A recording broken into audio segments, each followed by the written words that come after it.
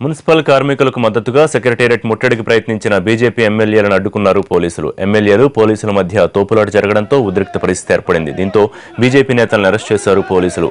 Municipal కార్మికులకు న్యాయం చేయాలంటూ డిమాండ్ చేశారు బీజేపీ నేతలు.